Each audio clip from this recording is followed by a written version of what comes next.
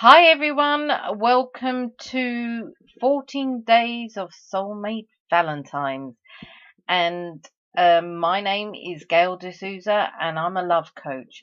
So today we're on day 4 of this journey, and the topic I want to address is the 5 steps to attracting your soulmate, what you need to be aware of.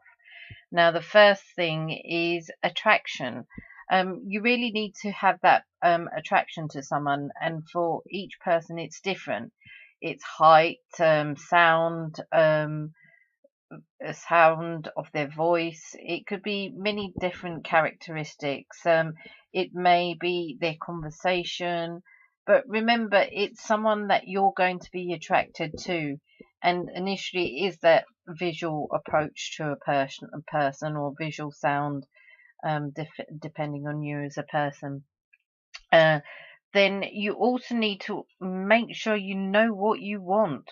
So, for example, if you enjoy traveling, you want to make sure that person will also enjoy traveling too, or you may find yourself going on your own.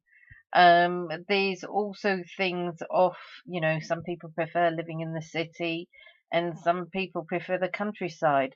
So that may even encounter future conflicts. That is, unless you're totally wealthy and you can afford that, but that's not all that a person requires to sustain a relationship. So really know what you want. Even for those people who have lists, it's a very good idea. And for anyone who tells you you can't be so picky to have every one of those lists, they wouldn't know because they didn't try. So I wouldn't hold on to what they have to say. The only thing is with lists, they may need to tweak and change because we're evolving each time and day. So you may need to tweak it as you go along. But it's just giving you like a guidance template. The next thing is to the journey towards the soulmate is you actually discover more about love.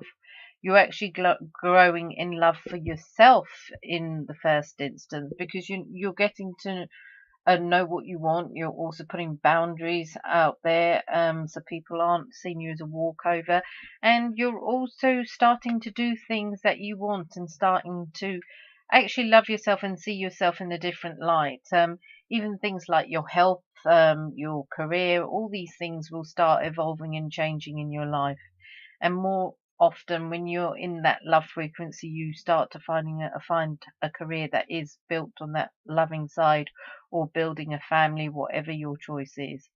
The next thing is to really make sure you declutter. Um, Declutter your thoughts primarily of what you want in a relationship and what you don't want. And sometimes bringing someone into your life means making room for them. For example, you may want to get a nightstand or even a toothbrush because they'll be staying around with you, staying around your house and home, and coming in more into your life. You may also want to do things like getting yourself in ready. For example, you may want to go and get that dental appointments to make sure that you've had your recent hygiene treatment, so that when you're in the throes of love, you'll be ready and kissable for the one who is your soulmate. Now, the final possible step that you need to look at is a feeling complete within yourself. For example, I have had situations where people say, "Oh, I'm not complete with my unless my husband's around me, and without him, I can't do anything." No, you can do things when you're complete, because you are complete, whole, and perfect as you are now. That's what your soulmate will be attracted to. And sometimes, if you have that desperate outlook, you attract someone who is desperate and possibly more likely is not your soulmate.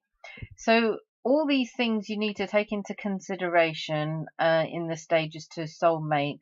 And one thing to remember is you'll get many do-overs when it comes to your soulmate. The universe will bring you in alignment with them. And sometimes for some of you, you do need the help of a coach to actually help you navigate through these different connections and experiences that you may come through So seek out for a coach if you actually do need that help. And just remember, love can happen at any time, and it can love will find you. We're all entitled to that love. So take care. I hope you get to listen to the next 10 days and enjoy this journey. And if you're one of those lucky ones that meets a potential soulmate, well, I hope you step into a life full of glory, filled with greater glory. Gail D'Souza, thank you.